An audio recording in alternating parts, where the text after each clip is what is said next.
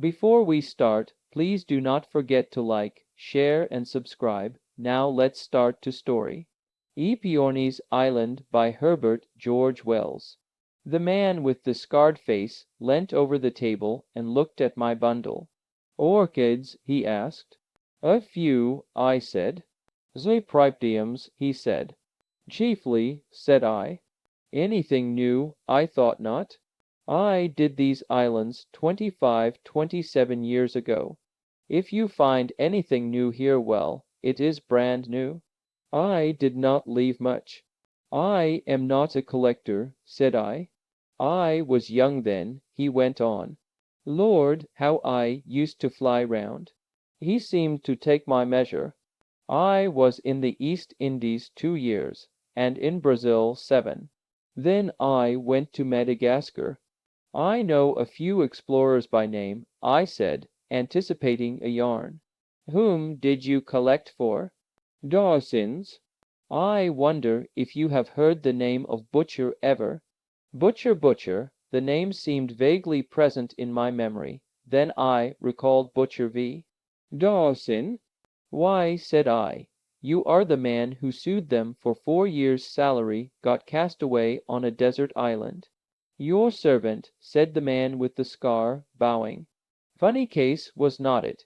Here was me, making a little fortune on that island, doing nothing for it neither, and them quite unable to give me notice. It often used to amuse me thinking over it, while I was there. I did calculations of it big all over the blessed atoll in ornamental figuring. How did it happen? Said I. I do not rightly remember the case. Well, you've heard of the Aepyornis. Rather. Andrews was telling me of a new species he was working on only a month or so ago, just before I sailed. They've got a thigh bone, it seems, nearly a yard long. Monster the thing must have been. I believe you, said the man with the scar. It was a monster. Sindbad's rock was just a legend of M. But when did they find these bones? 3 or 4 years ago, 91, I fancy. Why? Why, because I found them, Lord. It is nearly 20 years ago. If Dawsons had not been silly about that salary, they might have made a perfect ring in 'em. I could not help the infernal boat going adrift. He paused. I suppose it is the same place. A kind of swamp, about 90 miles north of Antananarivo. Do you happen to know? You have to go to it along the coast by boats. You do not happen to remember, perhaps? I do not. I fancy Andrews said something about a swamp. It must be the same. It's on the east coast. And somehow there is something in the water that keeps things from decaying. Like creosote, it smells. It reminded me of Trinidad. Did they get any more eggs? Some of the eggs I found were 1.5 feet long. The swamp goes circling round, you know, and cuts off this bit. It's mostly salt, too. Well, what a time I had of it. I found the things quite by accident. We went for eggs, me and 2 native chaps, in one of those rum canoes all tied together, and found the bones at the same time. We had a tent and provisions for 4 days, and we pitched on one of the firmer places. To think of it brings that odd tarry smell back even now. It's funny work. You go probing into the mud with iron rods, you know. Usually the egg gets smashed. I wonder how long it is since these Aepyornises really lived. The missionaries say the natives have legends about when they were alive, but I never heard any such stories myself. Asterisk, but certainly those eggs we got were as fresh as if they had been new laid. Fresh, carrying them down to the boat, one of my nigger chaps dropped one on a rock and it smashed. How I lammed into the beggar, but sweet it was, as if it was new laid, not even smelly, and its mother dead these 400 years, perhaps. Said a centipede had bit him. However, I am getting off the straight with the story. It had taken us all day to dig into the slush and get these eggs out unbroken, and we were all covered with beastly black mud, and naturally I was cross. So far as I knew, they were the only eggs that have ever been got out, not even cracked. I went afterwards to see the ones they have at the Natural History Museum in London. All of them were cracked and just stuck together like a mosaic, and bits missing. Mine were perfect, and I meant to blow them when I got back. Naturally, I was annoyed at the silly duffer dropping 3 hours' work, just on account of a centipede. I hit him about rather. No European is known to have seen a live Aepyornis, with the doubtful exception of MacAndrew, who visited Madagascar in 1745. The man with the scar took out a clay pipe. I placed my pouch before him. He filled up absent-mindedly. How about the others? Did you get those home? I do not remember. That's the queer part of the story. I had 3 others. Perfectly fresh eggs. Well, we put 'em in the boat, and then I went up to the tent to make some coffee, leaving my 2 heathens down by the beach, the one fooling about with his sting, and the other helping him. It never occurred to me that the beggars would take advantage of the peculiar position I was in to pick a quarrel. But I suppose the centipede poison, and the kicking I had given him, had upset the one. He was always a cantankerous sort, and he persuaded the other.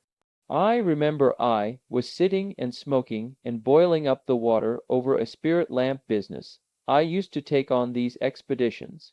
Incidentally, I was admiring the swamp under the sunset. All black and blood red it was, in streaks, a beautiful sight. And up beyond the land rose gray and hazy to the hills, and the sky behind them red, like a furnace mouth. And 50 yards behind the back of me was these blessed heathen, quite regardless of the tranquil air of things, plotting to cut off with the boat, and leave me all alone with 3 days' provisions and a canvas tent, and nothing to drink whatsoever beyond a little keg of water. I heard a kind of yelp behind me, and there they were in this canoe affair. It was not properly a boat, and perhaps 20 yards from land. I realized what was up in a moment. My gun was in the tent, and besides, I had no bull, it's only duck shot. They knew that. But I had a little revolver in my pocket, and I pulled that out as I ran down to the beach. "Come back," says I, flourishing it. They jabbered something at me, and the man that broke the egg jeered. I aimed at the other, because he was unwounded and had the paddle, and I missed. They laughed. However, I was not beat. I knew I had to keep cool, and I tried him again and made him jump with the wang of it. He did not laugh that time. The third time I got his head, and over he went, and the paddle with him. It was a precious lucky shot for a revolver. I reckon it was 50 yards. He went right under. I do not know if he was shot, or simply stunned and drowned. Then I began to shout to the other chap to come back, but he huddled up in the canoe and refused to answer. So I fired out my revolver at him, and never got near him. I felt a precious fool, I can tell you. There I was on this rotten, black beach, flat swamp all behind me, and the flat sea, cold after the sunset, and just this black canoe drifting steadily out to sea. I tell you I damned Dawsons and Jamrachs and museums, and all the rest of it just to rights. I bawled to this nigger to come back, until my voice went up into a scream. There was nothing for it but to swim after him and take my luck with the sharks. So I opened my clasp knife and put it in my mouth, and took off my clothes and waded in. As soon as I was in the water I lost sight of the canoe, but I aimed, as I judged, to head it off. I hoped the man in it was too bad to navigate it, and that it would keep on drifting in the same direction. Presently it came up over the horizon again to the south-westward about. The afterglow of sunset was well over now, and the dim of night creeping up. The stars were coming through the blue. I swum like a champion, though my legs and arms were soon aching. However, I came up to him by the time the stars were fairly out. As it got darker I began to see all manner of glowing things in the water, phosphorescence, you know. At times it made me giddy. I hardly knew which was stars, and which was phosphorescence, and whether I was swimming on my head or my heels. The canoe was as black as sin, and the ripple under the bows like liquid fire. I was naturally chary of clambering up into it. I was anxious to see what he was up to first. He seemed to be lying cuddled up in a lump in the bows, and the stern was all out of water. The thing kept turning round slowly as it drifted, kind of waltzing, do not you know? I went to the stern and pulled it down, expecting him to wake up. Then I began to clamber in with my knife in my hand, and ready for a rush. But he never stirred.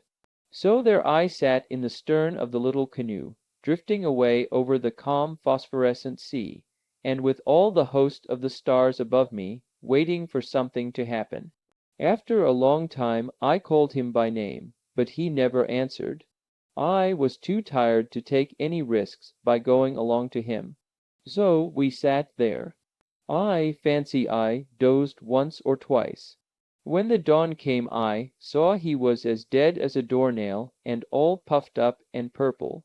My 3 eggs and the bones were lying in the middle of the canoe, and the keg of water and some coffee and biscuits wrapped in a Cape Argus by his feet, and a tin of methylated spirit underneath him. There was no paddle, nor, in fact, anything except the spirit tin that I could use as one, so I settled to drift until I was picked up. I held an inquest on him, brought in a verdict against some snake, scorpion, or centipede unknown, and sent him overboard. After that I had a drink of water and a few biscuits, and took a look round. I suppose a man low down as I was do not see very far.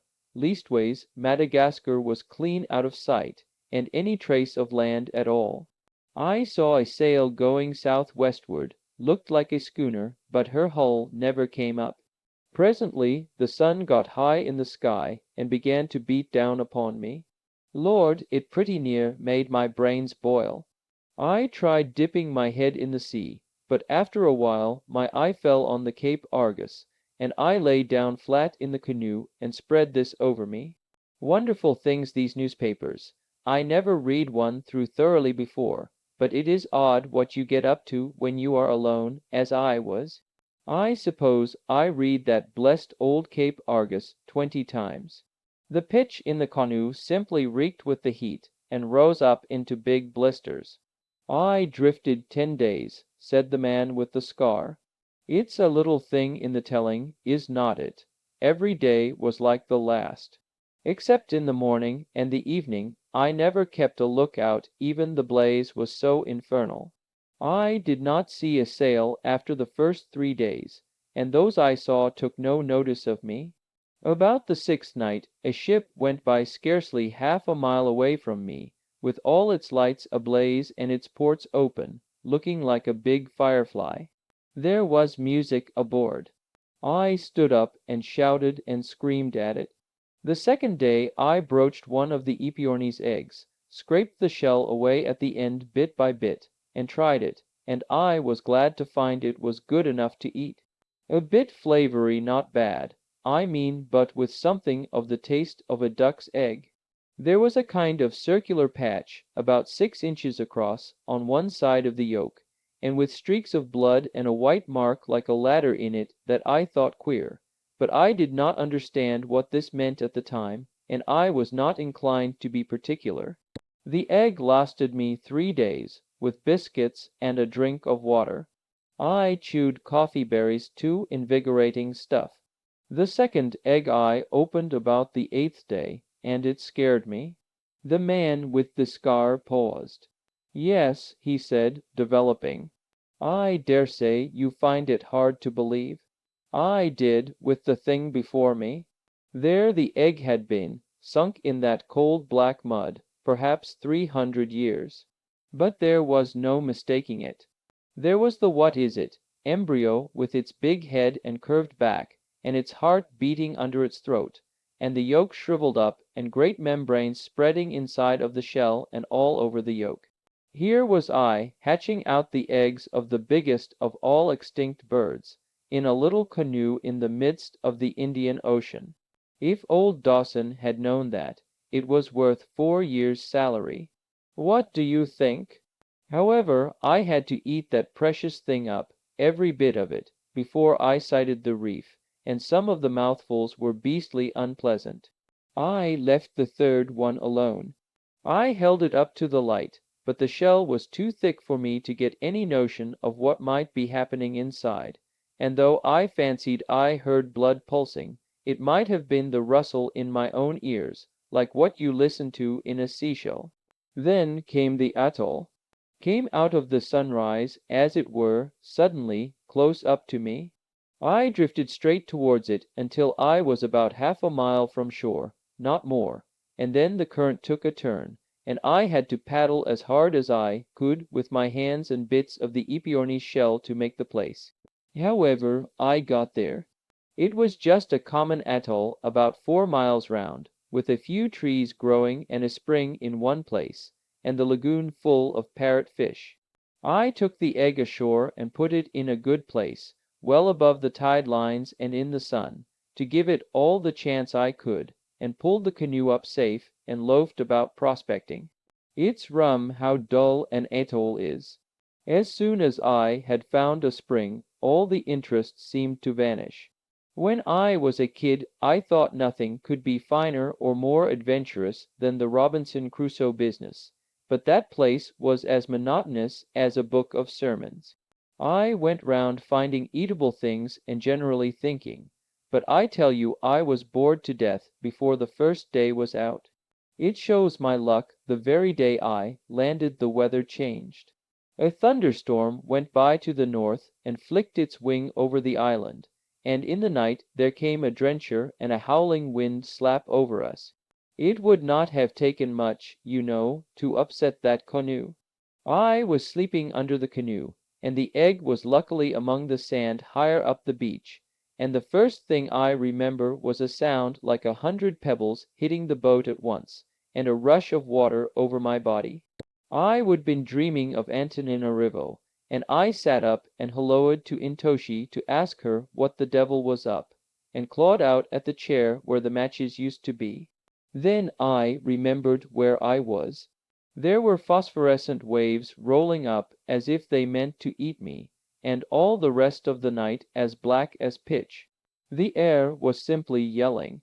The clouds seemed down on your head almost, and the rain fell as if heaven was sinking, and they were bailing out the waters above the firmament. One great roller came writhing at me, like a fiery serpent, and I bolted. Then I thought of the canoe, and ran down to it as the water went hissing back again, but the thing had gone. I wondered about the egg then, and felt my way to it. It was all right and well out of reach of the maddest waves, so I sat down beside it, and cuddled it for company. Lord, what a night that was! The storm was over before the morning. There was not a rag of cloud left in the sky when the dawn came, and all along the beach there were bits of plank scattered, which was the disarticulated skeleton, so to speak, of my canoe. However, that gave me something to do, for, taking advantage of two of the trees being together, I rigged up a kind of storm shelter with these vestiges. And that day the egg hatched. Hatched, sir, when my head was pillowed on it, and I was asleep. I heard a whack, and felt a jar, and sat up, and there was the end of the egg pecked out, and a rum little brown head looking out at me. Lord, I said, you are welcome, and with a little difficulty he came out. He was a nice friendly little chap at first, about the size of a small hen, very much like most other young birds, only bigger. His plumage was a dirty brown to begin with a sort of gray scab that fell off it very soon, and scarcely feathers a kind of downy hair. I can hardly express how pleased I was to see him. I tell you, Robinson Crusoe do not make near enough of his loneliness. But here was interesting company.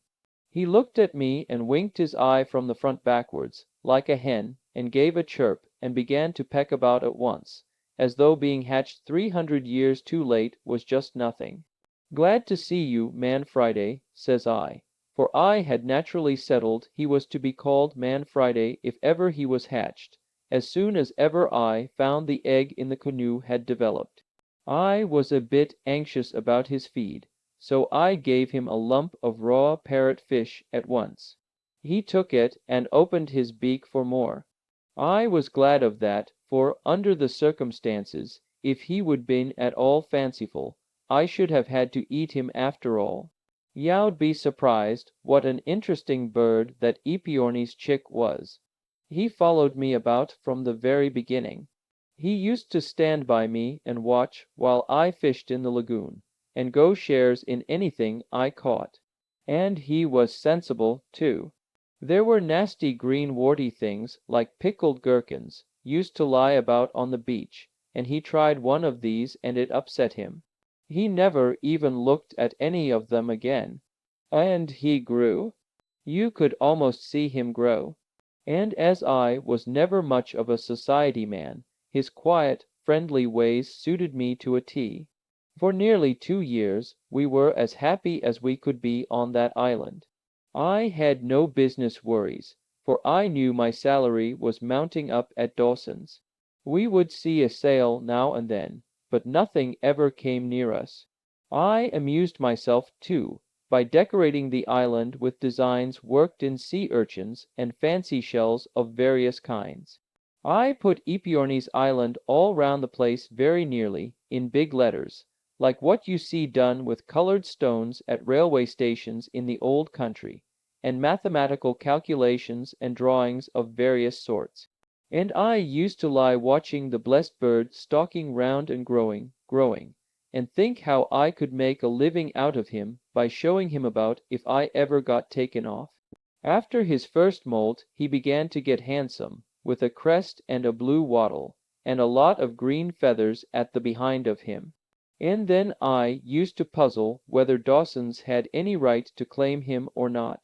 Stormy weather and in the rainy season we lay snug under the shelter I had made out of the old canoe, and I used to tell him lies about my friends at home. And after a storm we would go round the island together to see if there was any drift. It was a kind of idyll, you might say. If only I had had some tobacco, it would have been simply just like heaven. It was about the end of the second year our little paradise went wrong.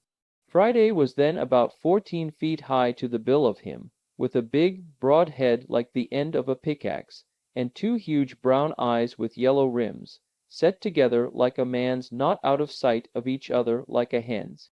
His plumage was fine, none of the half-mourning style of your ostrich, more like a cassowary as far as color and texture go. And then it was he began to cock his comb at me and give himself airs, and show signs of a nasty temper. At last came a time when my fishing had been rather unlucky, and he began to hang about me in a queer, meditative way. I thought he might have been eating sea cucumbers or something, but it was really just discontent on his part.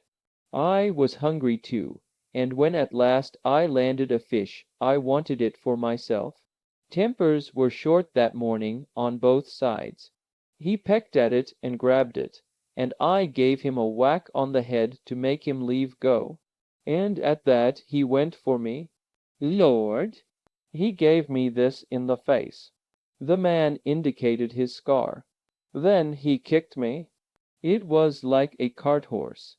I got up, and seeing he had not finished, I started off full tilt with my arms doubled up over my face. But he ran on those gawky legs of his faster than a racehorse, and kept landing out at me with sledgehammer kicks, and bringing his pickaxe down on the back of my head. I made for the lagoon, and went in up to my neck. He stopped at the water, for he hated getting his feet wet, and began to make a shindy, something like a peacock's, only hoarser. He started strutting up and down the beach. I'll admit I felt small to see this blessed fossil lording it there, and my head and face were all bleeding, and well, my body just one jelly of bruises. I decided to swim across the lagoon and leave him alone for a bit, until the affair blew over. I shinned up the tallest palm tree, and sat there thinking of it all. I do not suppose I ever felt so hurt by anything before or since. It was the brutal ingratitude of the creature. I would been more than a brother to him. I would hatched him, educated him. A great gawky, out-of-date bird, and me a human being heir of the ages and all that. I thought after a time he would begin to see things in that light himself, and feel a little sorry for his behavior. I thought if I was to catch some nice little bits of fish, perhaps, and go to him presently in a casual kind of way, and offer them to him, he might do the sensible thing. It took me some time to learn how unforgiving and cantankerous an extinct bird can be. Malice? I will not tell you all the little devices I tried to get that bird round again. I simply cannot. It makes my cheek burn with shame even now to think of the snubs and buffets I had from this infernal curiosity. I tried violence. I chucked lumps of coral at him from a safe distance, but he only swallowed them. I shied my open knife at him and almost lost it, though it was too big for him to swallow. I tried starving him out and struck fishing, but he took to picking along the beach at low water after worms, and rubbed along on that. Half my time I spent up to my neck in the lagoon, and the rest up the palm trees. One of them was scarcely high enough, and when he caught me up it, he had a regular bank holiday with the calves of my legs.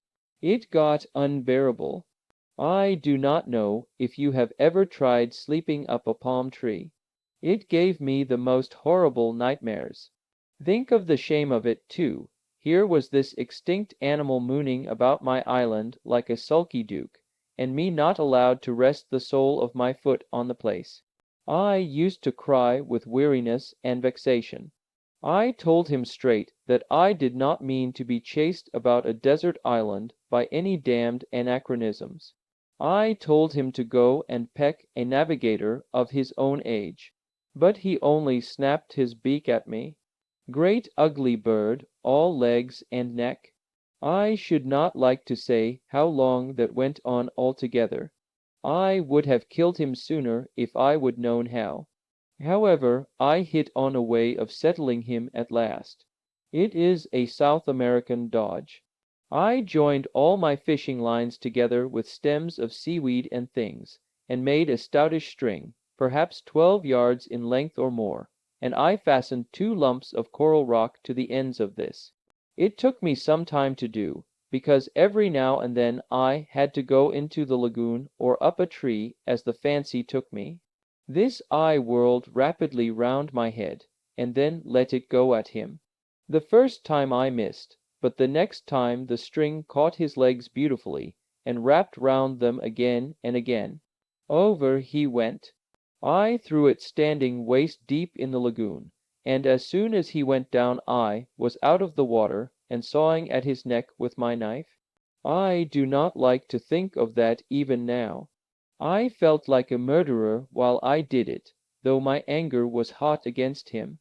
When I stood over him and saw him bleeding on the white sand, and his beautiful great legs and neck writhing in his last agony, with that tragedy, loneliness came upon me like a curse. Good Lord, you cannot imagine how I missed that bird. I sat by his corpse and sorrowed over him, and shivered as I looked round the desolate, silent reef. I thought of what a jolly little bird he had been when he was hatched, and of 1,000 pleasant tricks he had played before he went wrong. I thought if I would only wounded him, I might have nursed him round into a better understanding. If I would had any means of digging into the coral rock, I would have buried him. I felt exactly as if he was human. As it was, I could not think of eating him, So I put him in the lagoon, and the little fishes picked him clean. I did not even save the feathers.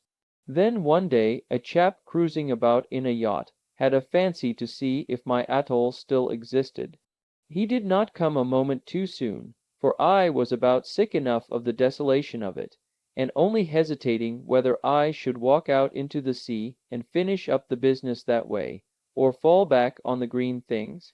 I sold the bones to a man named Winslow, a dealer near the British Museum, and he says he sold them to old Havers.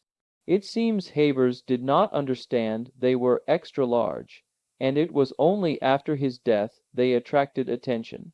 They called M. Aepyornis what was it? Aepyornis vastus, said I. It's funny, the very thing was mentioned to me by a friend of mine. When they found an Aepyornis with a thigh a yard long, they thought they had reached the top of the scale, and called him Aepyornis maximus. Then someone turned up another thigh bone 4 feet 6 or more, and that they called Aepyornis titan. Then your vastus was found after old Havers died, in his collection, and then a vastissimus turned up. Winslow was telling me as much, said the man with the scar. If they get any more Aepyornises, he reckons some scientific swell will go and burst a blood vessel. But it was a queer thing to happen to a man, was not it altogether?